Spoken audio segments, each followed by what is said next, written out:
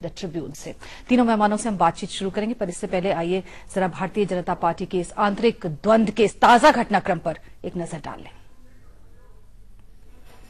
और वही हुआ जिसकी आशंका थी।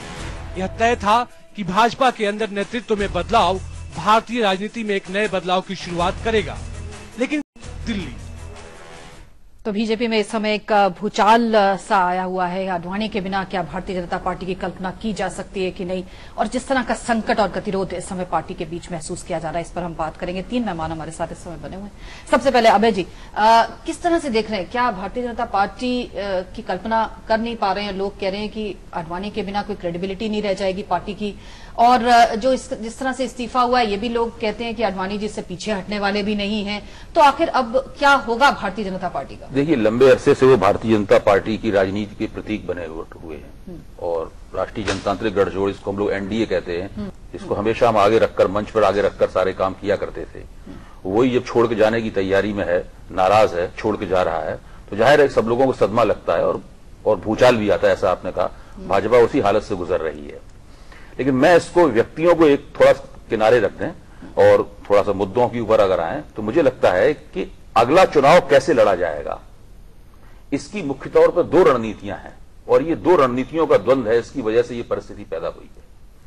एक रणनीति यह है कि हम उग्र हिंदुत्व के मुद्दों के ऊपर एक कठोर प्रशासक को और एक ऐसे आदमी को जो कि जिसकी हम देखेंगे कि एनडीए बनता है, हम सत्ता में कैसे आते हैं, ये बाद में देखेंगे। नीना जी, एनडीए की बात इन्होंने दूसरी रणनीति यह है कि एनडीए या मेरे कहने से, मेरे हाँ बिना पार्टी में कुछ भी नहीं होना चाहिए। मैं उनका भीष्म पितामह हूँ, या जो भी, मैंने पार्टी को आगे लाके यहाँ खड़ा किया, सत्ता तक पहुंचाया।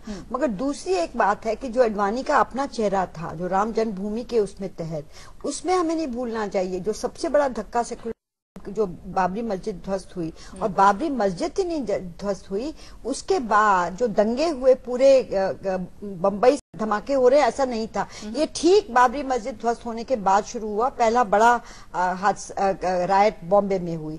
तो मैट जी, अब वो लगता है कि आडवाणी साइडलाइन हो गए।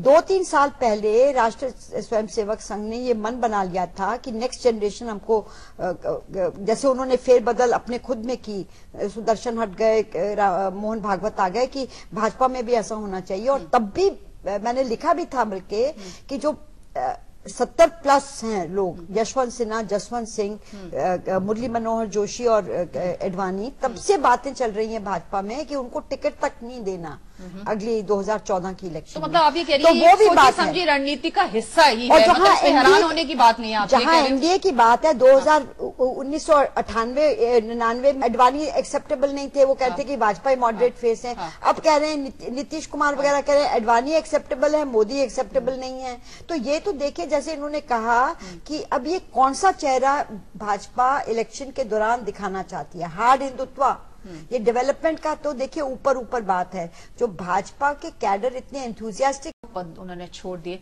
क्या आपको लग रहा है कि कहीं ना कहीं आडवाणी के जो अपने एम्बिशंस थे, उनके बारे में जो कहा जाता है कि प्रधानमंत्री पद की चाहत और सपना वो देखते थे, अब भले ही वो खुद ना बन सके, लेकिन उनके जो बनाए हुए, बड़े किए हुए लोग हैं, हो सकता है वो उनको उस पंक्ति में आगे सरकाना चाहते हो, या इस तरह की एक भूमिका, एक मार्गदर्शक की भूमिका में अपने आप को देखना चाहते हो? क्या आपको लगता है कि उससे भी उनको साइडलाइन किया गया है? लेकिन आडवाणी अभी रिटायर नहीं होना चाहते, ये बात उन्होंने साफ कर दी आज इस्तीफा देकर। रिटायर तो खैर कोई राजनेता कभी होता ही नहीं, आडवाणी जी का खुद का था ही। लेकिन 2009 में उनके नेतृत्व में चुनाव लड़ी भारतीय जनता पार्टी और एनडीए।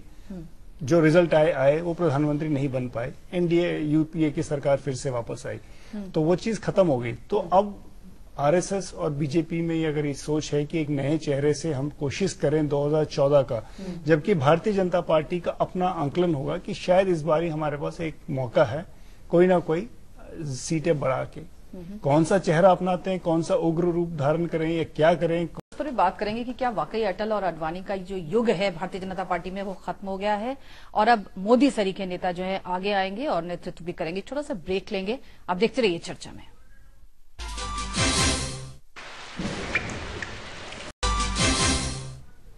चर्चा में एक बार फिर से आपका स्वागत है। 3 मेहमान इस समय हमारे साथ जुड़े हुए हैं और भारतीय जनता पार्टी के आंतरिक द्वंद्व पे हम बात कर रहे हैं। हमारे साथ अभय जी हैं, नीना जी हैं और केवी प्रसाद साहब बैठे हुए हैं। अभय जी, जिस तरह से बड़ी तीखी टिप्पणी आडवाणी जी ने अपने पत्र में कही और उन्होंने कहा है कि जो आदर्शवाद था पार्टी में वो खत्म हो गया है और निजी स्वार्थ के लिए पार्टी के जो नेता हैं वो अपने व्यक्तिगत एजेंडे को आगे बढ़ा रहे हैं, ये बड़ी तीखी टिप्पणी है और भारतीय जनता पार्टी की साख पर कहीं निशाना साधती हुई लगती है। आपकी बात बिल्कुल सही है। भारतीय जनता पार्टी को इस टिप्पणी से जो नुकसान हुआ है उसकी भरपाई शायद कभी नहीं हो पाएगी और शायद एक नई भारतीय जनता पार्टी बनी गुस्से में बैठी नहीं, बाकी सारे नेता लाइन में खड़े हो गए और उन्होंने भी मोदी की ताजपोशी में तालियां बजाई। तो मेरे ख्याल से ये टिप्पणी जो है उसका नतीजा है। जहां तक आप कहते हैं कि भाई अटल अडवाणी के युग का जो सवाल है, तो आखिरकार वो युग क्या है? वो युग है गठजोड़ राजनीति करके किस तरह भारतीय जनता